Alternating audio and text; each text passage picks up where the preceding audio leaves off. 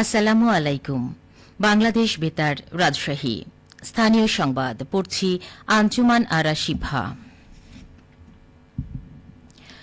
রাজশাহী বিশ্ববিদ্যালয়ের শিক্ষকদের ওপর শিক্ষার্থীদের হামলার অভিযোগে আজ পূর্ণ দিবস কর্মবিরতি পালন করছে রাবি শিক্ষক কর্মকর্তা ও কর্মচারীরা। এ সময় তারা অভিযুক্ত শিক্ষার্থীদের শাস্তির দাবি জানান। গতরাতে রাবির সিনেট ভবনে নিজেদের মধ্যে আলোচনা শেষে শিক্ষকরা এই ঘোষণা দেন। এ সময় উপস্থিত ছিলেন বিশ্ববিদ্যালয়ের কর্মকর্তা ও কর্মচারীবৃন্দ। এদিকে এর আগে রাবিতে পোষ্য কোটা পুনর্বহালের প্রতিবাদে গতকাল ১৭টি হলের শিক্ষার্থীরা উপাচার্য মাইনুদ্দিনের বাসভবন ঘেরাও করেন। এ সময় তারা উপাচার্যের গাড়ি আটকে দেয়। এক পর্যায়ে কর্মকর্তা কর্মচারী শিক্ষক প্রক্টর ও উপাচার্যের সঙ্গে শিক্ষার্থীদের হাতাহাতি হয়। এই ঘটনাকে কেন্দ্র করে বিশ্ববিদ্যালয়ের শিক্ষক কর্মকর্তা ও কর্মচারীরা একদিনের কর্মবিরতি ঘোষণা করেন। এদিকে শিক্ষার্থীদের চাপের মুখে গতকাল রাত ১টার দিকে রাবি প্রশাসনের পক্ষ থেকে জানানো হয়, বিশ্ববিদ্যালয়ের বিরাজমান অস্থিতিশীল পরিস্থিতির কারণে প্রাতিষ্ঠানিক সুবিধা নিয়ে বিশ্ববিদ্যালয়ে ভর্তির কার্যক্রম স্থগিত ঘোষণা করা হয়েছে এবং বিশ্ববিদ্যালয়ের সার্বিক পরিস্থিতি নিয়ে আজ জরুরি সিন্ডিকেট সভা আহ্বান করা হয়েছে। নানা আয়োজনের মধ্য দিয়ে সিরাজগঞ্জের শুভ মহালয়া অনুষ্ঠিত হয়েছে। আজ ভোরে পূজা উদযাপন পরিষদ সিরাজগঞ্জ জেলা শাখার আয়োজনে শ্রী শ্রী মহাপ্রভুর আখড়ায় মহালয়া অনুষ্ঠানের আয়োজন করা হয়। মঙ্গল প্রদীপ প্রজ্বলন করে মহালয়ার শুভ উদ্বোধন করেন সিরাজগঞ্জের অতিরিক্ত জেলা প্রশাসক সার্বিক গণপতি রায়।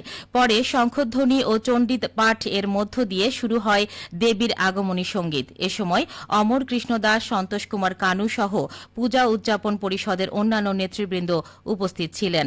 ধর্মীয় আচার অনুষ্ঠান শেষে ট্রাকযোগে শহরে ভ্রাম্যমাণ মহালয়া শোভাযাত্রা বের করা হয়। শোভাযাত্রাটি শহরের প্রধান প্রধান সড়ক ও মন্দির প্রদক্ষিণ করে। নওগাঁয় জেলা উন্নয়ন সমন্বয় কমিটির মাসিক সভা অনুষ্ঠিত হয়েছে। আজ সকালে জেলা প্রশাসকের সম্মেলন কক্ষে অনুষ্ঠিত সভায় সভাপতিত্ব করেন জেলা প্রশাসক মোহাম্মদ আব্দুল আওয়াল। সভায় নওগাঁ পৌরসভার বিভিন্ন সড়ক ও জেলার গুরুত্বপূর্ণ উন্নয়ন কর্মকাণ্ডের অগ্রগতি ও ডেঙ্গু প্রতিরোধে মশক প্রতিরোধী কার্যক্রম পর্যালোচনা করা হয়। এছাড়া কর্মকর্তাগণ টাইফয়েড প্রতিরোধী টিকা প্রদান কার্যক্রমের বিষয়ে সচেতনতা গড়ে তোলার ওপর গুরুত্ব আরোপ করেন। সভায় স্থানীয় সরকার বিভাগের উপপরিচালক ও পৌরসভার প্রশাসক TMA মমিন, অতিরিক্ত পুলিশ সুপার ফারজানা হোসেন ও সরকারি বিভিন্ন দপ্তরের কর্মকর্তা সহ অন্যান্য সদস্যগণ উপস্থিত ছিলেন। এদিকে সিরাজগঞ্জ জেলা উন্নয়ন সমন্বয় কমিটির মাসিক সভা অনুষ্ঠিত হয়েছে। আজ সকালে জেলা প্রশাসক কার্যালয়ের শহীদ শামসুদ্দিন সম্মেলন কক্ষে সভাটি অনুষ্ঠিত হয়। সভায় সভাপতিত্ব করেন সিরাজগঞ্জের জেলা প্রশাসক মোহাম্মদ নজরুল ইসলাম। সভাপতির বক্তব্যে তিনি বলেন, সিরাজগঞ্জ জেলা জুড়ে বিভিন্ন উন্নয়ন কর্মকাণ্ড চলমান রয়েছে, এগুলোর স্বচ্ছতা নিশ্চিত করতে হবে। পাশাপাশি নতুন প্রকল্প গ্রহণের ক্ষেত্রে জনগণের সুবিধা ও সেবা নিশ্চিত হওয়ার বিষয়টি বিবেচনায় নিতে হবে। জেলা উন্নয়ন সমন্বয় কমিটির সভায় সিরাজগঞ্জের অতিরিক্ত জেলা প্রশাসক সার্বিক গণপতি রায়, অতিরিক্ত পুলিশ সুপার জিয়াউর রহমান, পানি উন্নয়ন বোর্ড সিরাজগঞ্জের নির্বাহী প্রকৌশলী মোখলেসুর রহমান, স্থানীয় সরকার প্রকৌশল অধিদপ্তরের নির্বাহী প্রকৌশলী রেজাউর রহমান সহ বিভিন্ন দপ্তরের কর্মকর্তারা উপস্থিত ছিলেন। রাজশাহী সহ বৃহত্তর বরেন্দ্র এলাকায় কয়েক বছর ধরে অসময়ে কাটিমন আম চাষ স্থানীয় অর্থনীতিতে নতুন গতি এনে দিয়েছে। এই আম চাষ করে অনেকেই ভাগ্য বদলাতে শুরু করেছেন। সংশ্লিষ্টরা জানান, দীর্ঘদিন ধরে প্রচলিত দেশি জাতের তুলনায় কাটিমন তুলনামূলকভাবে নতুন ও ভিন্ন প্রজাতির।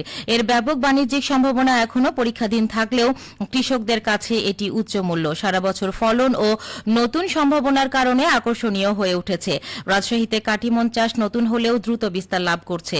থাই জাতের এই আম বছরে ৩ থেকে ৪ বার ফল দিতে পারে, ফলে কৃষকদের জন্য সারা বছর আয়ের সুযোগ তৈরি করছে। কাটিমন চারা উৎপাদন ও বিক্রির চাহিদা বাড়ায় নার্সারিগুলোর জন্য নতুন সুযোগ তৈরি হয়েছে, ফলে স্থানীয় অর্থনীতি আরও চাঙ্গা হচ্ছে। রাজশাহীর আঞ্চলিক ফল গবেষণা কেন্দ্রের প্রধান বৈজ্ঞানিক কর্মকর্তা ড শফিকুল ইসলাম বলেন, বিদেশি জাতের গাছে ফুল ও ফল একসঙ্গে ধরে, ফলে বছরে ৩ থেকে ৪ বার ফল দেয়, যেখানে প্রচলিত জাত বছরে একবার ফল দেয়। তিনি জানান, থাইল্যান্ড থেকে আনা এই জাতের রোগবালাই প্রতিরোধ ক্ষমতা ও অঞ্চলের উপযোগিতা নিয়ে গবেষণা চলছে। সবশেষে আবহাওয়া। আজ দুপুর ২টোয় রাজশাহীতে তাপমাত্রা ছিল ৩৫ ডিগ্রি সেলসিয়াস। এ সময় বাতাসে আপেক্ষিক আর্দ্রতার পরিমাণ ছিল ৫৯%।